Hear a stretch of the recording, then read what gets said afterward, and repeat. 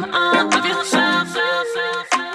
Fuck them all of yourself. Hey babies, and welcome back to my channel. You guys like that song that's playing in the beginning? You guys know that's my song. It's called The Tea. It is now streaming on all platforms, and all the links will be in the description. Along with that, I also have a Poshmark. That link will also be in the description, and it has all the stuff that I'm selling on there. I went thrifting in my last video, and I'm going to be selling a lot of the stuff that I found while thrifting. Today's video is about the college application process. The college application process is extremely long, and also people underestimate how long it can take and how much work actually goes into it. I've worked with kids for a while now, and I've helped a lot of them apply to college. My college process took a while, but I had a lot of help from my guidance counselor from high school. I also had help from my aunt and uncle, but not everybody has that help. And also, if I didn't have my aunt and uncle, I really would have struggled a lot doing it. But they also pushed me to do it by myself so that I could get the understanding of how to do it, also so I can help other people do it. Let's talk about what you should start doing from high school, and then we'll move on from the steps after that. The first thing you should do is make sure when you're looking at colleges, basically if you want to go to a big school, a small school, a college city, college that's in the city, it really is your decision. And really, when you go to college, it opens so many doors. You could literally go across the country and just go to school there and literally have a whole new experience in a whole different place. Make sure when you're applying to colleges, you're not just applying because of the name. Make sure you go somewhere that you know that would work for you. Don't try and please anybody else, because that also isn't going to help you in the long run, because nobody's doing school but you at the end of the day. Another important thing about college process is make sure you work hand in hand with your teachers,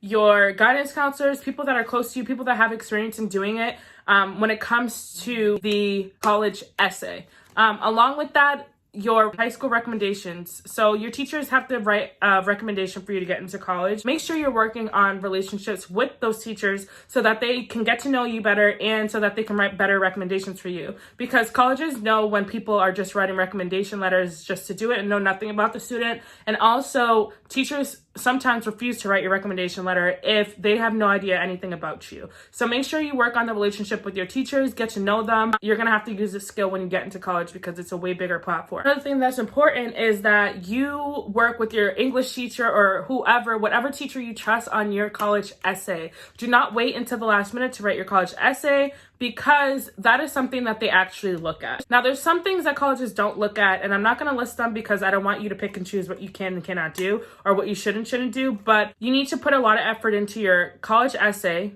your SATs, and your grades in general, and basically your extracurricular activities. With that said, your essay is extremely important, and your essay is available on the college website when you're applying to college or on the Common App.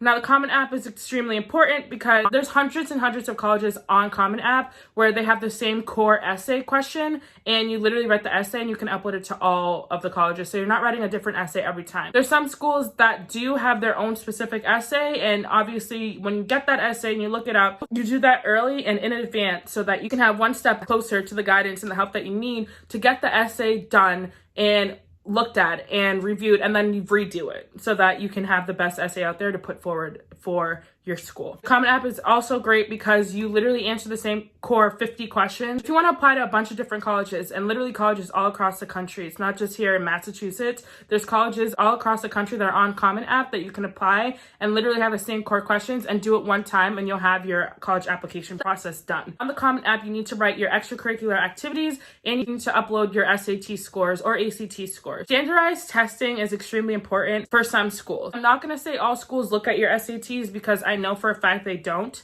but a lot of them do. So it is important that you try as hard as you can on your SATs. And when I mean try as hard as you can, study the hell out of it. Take as many practice SATs that you can take. Go on YouTube, watch practice tests. Go on Google and download practice tests. Take a class if you can afford it. The SATs is extremely important, and you need to take it seriously because unfortunately we live in a world where taking a test and scoring high on a test advances you to another level. Testing is hard for a lot of people. It's not easy for everybody. For me, an example, I literally took the SATs twice. I failed the first time by like 5 points, and then I passed the second time by like 3 points. But I also took an SAT course and I didn't take it serious. My aunt and uncle placed me in that SAT course through Kaplan, and Kaplan is literally like the #1 SAT prep course. And then I went and I applied to take the SATs, and the first time since I didn't pass, I have to take it again. I didn't take the class serious, which is why I didn't pass, and also I didn't go to the SATs prepared. That is the second most important thing about the SATs. Go and show up to the SATs prepared. I thought I brought my calculator, but I didn't. I don't know if I left it in my uncle's car when I got dropped off. I have no idea, but I ended up only passing it by 1 point. And I don't want to blame that just because I didn't have a calculator. I also am a terrible test taker. I didn't take my class serious, and I forgot my calculator. So it was just a dub for me. So don't be like me. Make sure you take it serious and be as prepared as you possibly can for the SATs. I don't know anything about the ACTs. I didn't take it. I didn't study for it. So I can't really give you information on that. But if you choose one or the other, take it seriously. Do not half-ass it. It is not going to help you or benefit you in the long run. Now, your extracurricular activities does not only mean playing a sport or being in a club or in theater in high school. That means anything you do outside of school, like volunteering, working, babysitting, art outside of school that isn't a club. Those are extracurricular. I ended up getting a huge scholarship on all my volunteering hours that I got because my school requires you to have a bunch of volunteering hours, but I surpassed that. Like, I doubled it. It was something that I love to do, so it was easy for me. Take that serious if your school does require you to do it, and if they don't require you to do it, still try and do it anyways, because colleges look at what you do outside of school and not only in school. It's just experience that they really want you to have, because college is an experience. When you get there, it's opportunities everywhere. There's clubs, there's sports, there's opportunities to go and study abroad. There's literally starting a whole new life, and you get to redefine yourself in school. If you do play the sport, put that on there. I played basketball all 4 years, and I played soccer, so that was what I put down for me. But I also did music, I also did art, and I volunteered a lot. So that's what I was doing. One part that's also really important about the college application process is looking at College Board. Now, when I was working at my last job, when I was working with my students, I would talk to them a lot about the application process and school. And College Board is one of the websites I would pull up if there was kids in my class that wanted to go to college after being at Job Corps. College Board is this great website where you can literally go and see if your school has the demographics you want, the size that you want, the teacher to student ratio, the majors that you want. They have all that on College Board, so make sure you do your best to filter and go through each school, base it off of that. Another thing that is extremely important about the college process: doing your FAFSA. Make sure you get your FAFSA done way in advance. Like, when it opens up, you should already be doing it, because so when I went to college, my aunt and uncle would be like, do your FAFSA, do it early. And I'm like, I don't really want to do it. You're telling me to do it, so let me just not do it. Like, stupid teenager. So I didn't do it when I was supposed to. The first year I went to school, I didn't get a lot of money through FAFSA because I didn't do it early enough, and I didn't do it in the time frame where they literally reward students so much money if you qualify for it. Because I waited months on end to do it, I didn't receive the amount of money that I really could have received, which would have helped me in the long run, where I'm not in debt. Yep. Debt is a huge thing, and it's a real thing when you go to college. So make sure you're smart about it. FAFSA is one of those things that can help you when you graduate from college like me. And I'm telling you, debt is a real thing. So be very aware of what you're doing to get out of that situation. Speaking of debt, what's important is also to apply for scholarships. Again, when I was speaking to my students, I showed them this website. It's called unigo.com. And what Unigo does is literally has lists of scholarships that anyone can qualify for. You can qualify if you are Black, if you're Latino, if you're anything, if you're Native American, if you're gay, if you're straight, if you're tall, if you're short, if you know how to draw, if you know how to film. You got to understand that there are scholarships out there, and you need to put the work in. And I know when I was younger, I didn't listen, and I didn't listen, and I didn't listen. And if I listened and I did these scholarships when I was supposed to, I would not be in debt. And I know a bunch of people that are in debt, and it's not just me, but if they knew about these websites that allow you to do these scholarships and apply for these scholarships, people wouldn't be in the situations that we're in now. So scholarships are super important, so do not slack on them. A lot of the scholarships just want you to write an essay, literally of 2 pages. If your favorite color is purple, there's a scholarship on there for you somewhere. Like, I kid you not. And the kids that I showed this website, they're like, oh my God, I can't believe that there's a scholarship just because I live in Massachusetts, or just because I'm from Rhode Island, or just because I'm from Connecticut. Like, there's scholarships everywhere for you. So make sure you put the work in. Dedicate like 2 hours of your day to just make a list of scholarships that work for you, and then another 2 hours of your day to apply them, and then bam, you're done. Another thing that's super important is going and actually visiting the schools that interest you. I know a lot of people don't have the resources to go and visit schools or don't have the means to do it, and that is okay. Luckily, there's a bunch of YouTube videos out there, there's reviews out there, so you can really do your research, but you have to dedicate the time. Again, it all takes time. It is not something that you should rush, and it is not something that you should just overlook. You need to experience it yourself. If there is an orientation where you can sleep over the college, try and do that just to see the feel of the atmosphere, the feel of the people around you, and the school itself. I know that's only one impression just for a night, but it's still something that you can do because I did it at a college that I went to. If they don't have that, that's fine. Make sure you go to an orientation. When you're on your tour, make sure you ask a lot of questions. Going to a brand new place is so hard and so scary. Colleges are big, honestly. They're scary and it's intimidating. But when you're on a tour and you really are interested in a school, make sure you write down questions before you go to the tour and ask all the questions you possibly can. That is your future. That's where you're going to be living for the next 4 years if you decide to stay there. And you need to know as much as you possibly can that maybe Google can't answer,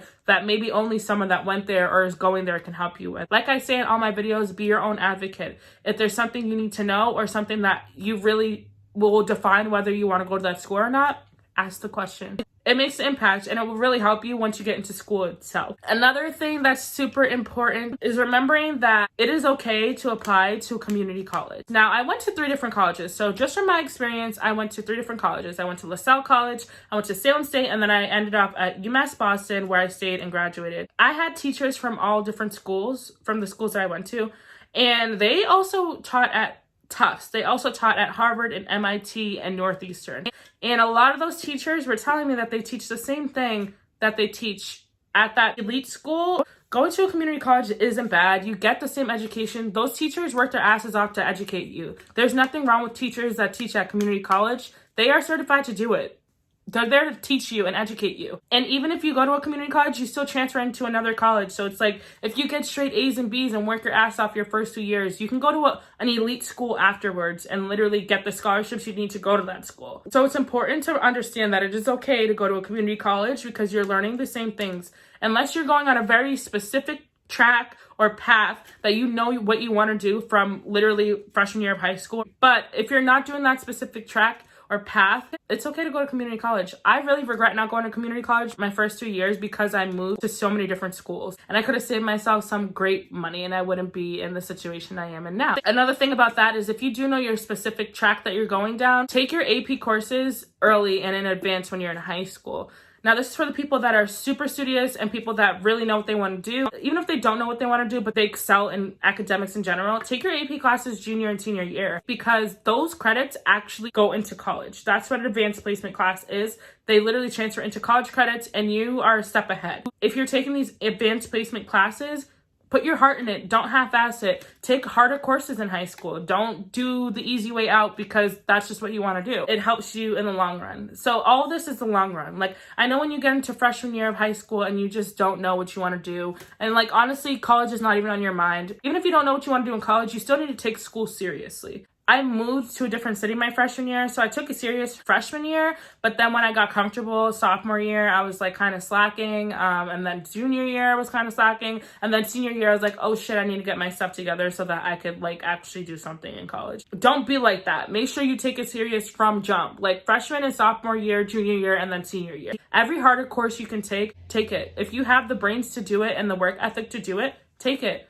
Don't just not do it because you don't want to do a lot of work. College is a lot of work. Life is a lot of work. Whether you go to school or not, you need to be able to juggle everything and you need to be able to have a great work ethic to make it all work and make it all happen. I know the college process is hard and I know the college process takes a lot of your time, but dedicate your time to it. Take your time, ask for help. Do not be scared to ask for help because college is a whole new life. College is the beginning of a new you, honestly, but you grow from there. It is a whole different experience. It is not like high school. It is not like middle school. It is nothing like any of that. There's no way to understand college until you get into college. Everybody's experience is different. Everybody's story is different, but you need to be able to expand and work hard in school and be your own person. And you really do find yourself in that time period of your life. If you guys have any questions, I'm here. I'll answer everybody's questions about the college process. I literally do this for a living and I love doing it. So if that's something that you need help with, I'm here to help. Along with that, if you guys are playing a sport and you guys are interested in learning how to be recruited or to be looked at,